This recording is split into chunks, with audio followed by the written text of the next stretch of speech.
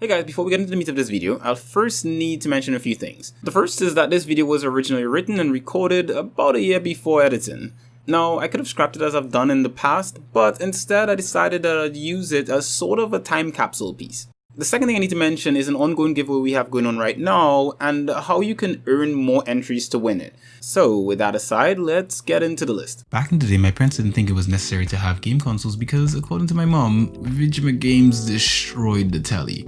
During these dark days, I entertained myself with my comic books and action figures, but whenever I got the opportunity to go over to a friend's house that had games, I took it. Living that struggle was real back then, but I hung in there, getting my fix whenever or however I could, until one day my dad got me a Chinese knockoff console. Now, I'm sure most of you don't know about these things, but they were the shit in Trinidad when I was a kid. They'd say 100 games in one on the box and look like a PlayStation or something similar, but they would be obviously a knockoff.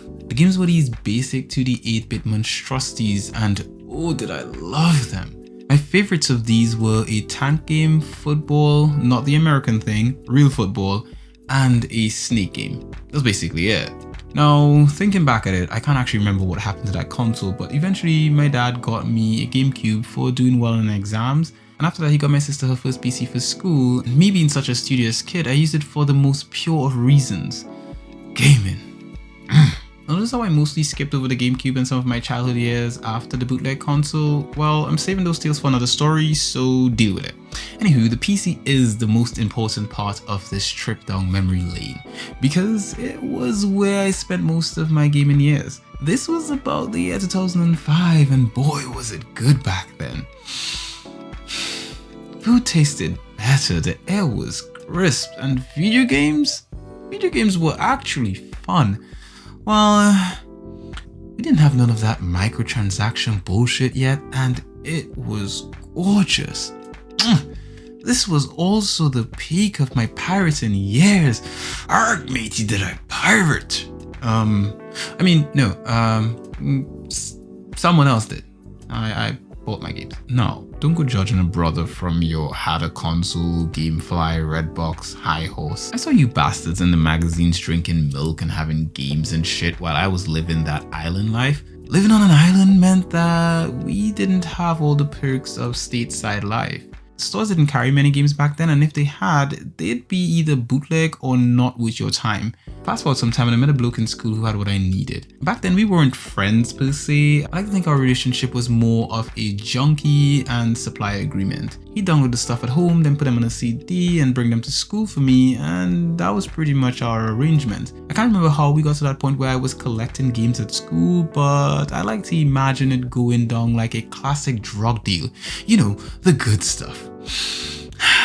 The games under this included Final Burn arcade games, a GBA emulator, and a whole lot of other emulators. I tried them all, but the GBA emulator was my favorite back then. It allowed me to play more games than I ever could have imagined, some of which are among my favorite games of all time. After I got the emulator, I'd go to the internet cafe with a floppy disk and spend hours upon hours downloading ROMs. Sometimes I only managed to get one in the trip to the cafe, along with a few walkthroughs from Game FAQs. And that was about it. These were the days of dial-up, so a trip to the cafe was a matter of serious planning and resource management. Nowadays, there's no shortage of options to acquiring games thanks to more readily available high-speed internet. That means now is the perfect time to remaster a lot of titles to capitalize on a market like mine that may have been missed a couple generations back. Now, this doesn't mean that all games deserve remasters or reimaginings, just the good ones. This is a list of games/franchises that I think should be remastered or reimagined for this current generation. So let's jump into number 5, Yu-Gi-Oh! Sacred Cards and Reshfa of Destruction. When I was a kid, Yu-Gi-Oh! Was massive. If you guys haven't seen my review of Yu-Gi-Oh! Legacy of the Duelist Link Evolution, you should probably check it out and you'll find out all about the whole massiveness of how big that franchise has been to me and a lot of people. But right now, we're talking about the amazing Sacred Cards and Reshfa's Destruction. Back then, nothing could hold a candle to the Yu-Gi-Oh! Franchise. It was like its own religion among kids of that generation, and almost everyone had a card or two even if they didn't actually play the game as intended. But me and my friends, we couldn't get enough of this stuff. We were hooked, and so when I learned that there was an RPG for it on the GBA, I lost my shit. Oh, and this was a full high quality RPG too. It had a created character, story inspired by the anime, and all the cards a fan could desire, including the Egyptian god cards. Who would have thought I would be able to build a deck with Blue Eyes and Slifer the Sky Dragon? Shit like that was expensive in real life, but in the game, oh, the game!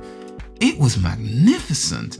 On the GBA we got Secret Cards and then later Reshef of Destruction. Both were and still are two of the most enjoyable RPG experiences I've had in my lifetime, and we're severely missing experiences like this today. Konami's sitting on something that I think JRPG fans would easily shell out the cash for, especially with online multiplayer and potential for DLC stories and new cards. Now I can't see how this can more likely than not go horribly wrong thanks to loot boxes and microtransactions, but a guy can dream, right? Number 4, Mega Man Battle Network.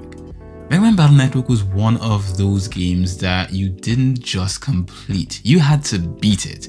And most of us live that struggle of having to rely on FAQs to even hope to get to the end. It's for that reason why I have not finished any of these titles. I just can't bring myself to use a walkthrough on an RPG on the first try. The game has an insane amount of backtracking and puzzles that will make you want to chuck your handle across a room. And I know a lot of you are thinking, why the hell is a game like that in this list? A list of brilliant RPGs. Well, the reason is because of the combat system.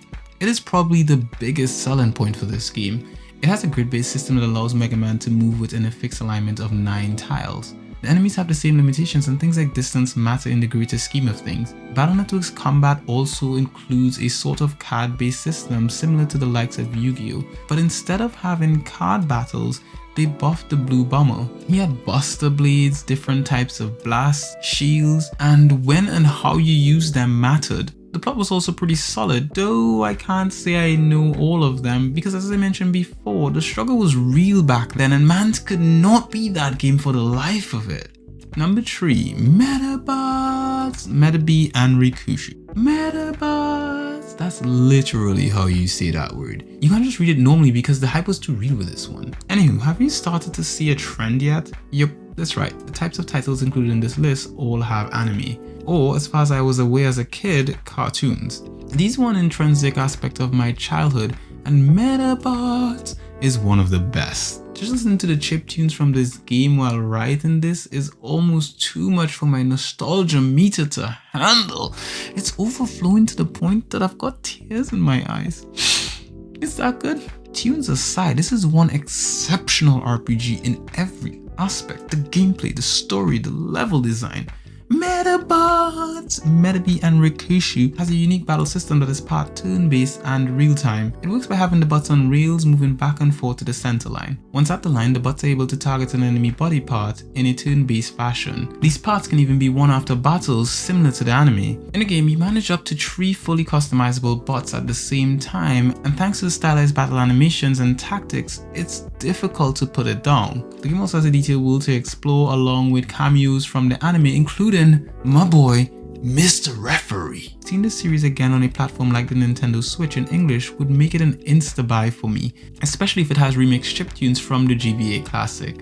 Number 2, Dragon Ball Z Legacy of Goku. Bandai Namco are set to release a new Dragon Ball RPG that many may assume is the first in the franchise, but they'd be wrong. Dragon Ball Z Legacy of Goku is an isometric style RPG that followed the exploits of the Z fighters during the Saiyan saga. The game has simple controls and very basic design, however it captures the essence of the show so well that the limitations of its visuals are easily overlooked. During the game you play as multiple Z fighters, level up, and even learn new moves. It follows the plot of the anime closely, so don't expect Goku to be using Garlic Gun or anything. Each character is designed according to the canon, with the game only deviating from the canon enough to make up for the limitations of the GBA or pad out certain sections.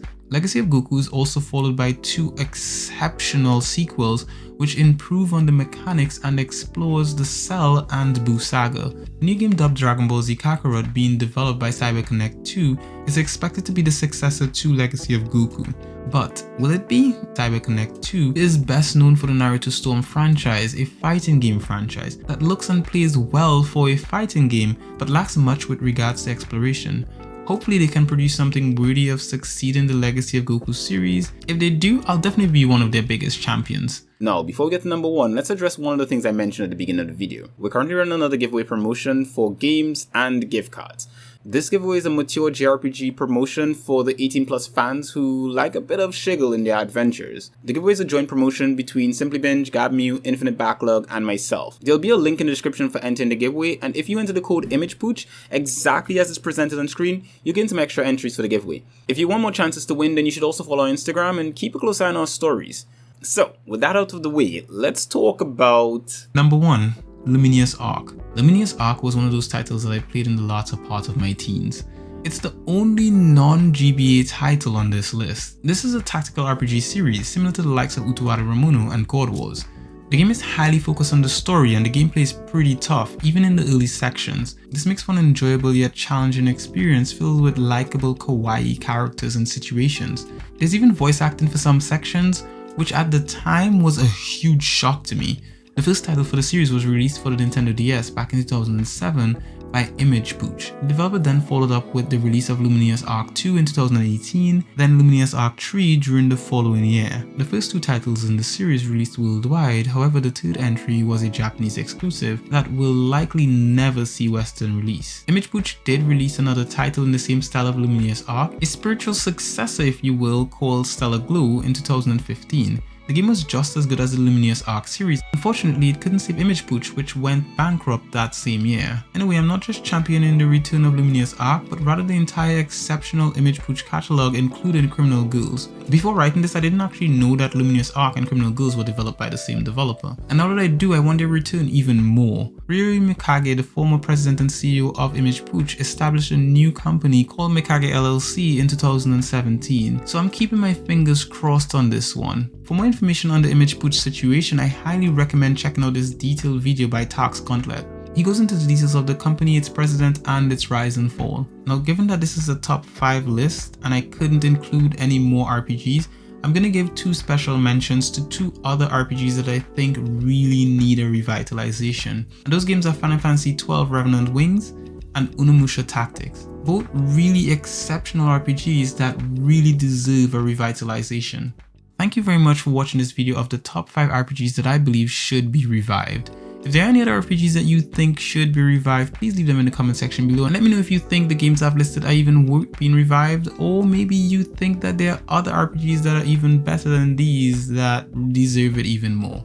So with all that, thank you very much for watching, and if you enjoyed this video, make sure to like, subscribe, and hit the bell icon, and I'll see you guys in the next one.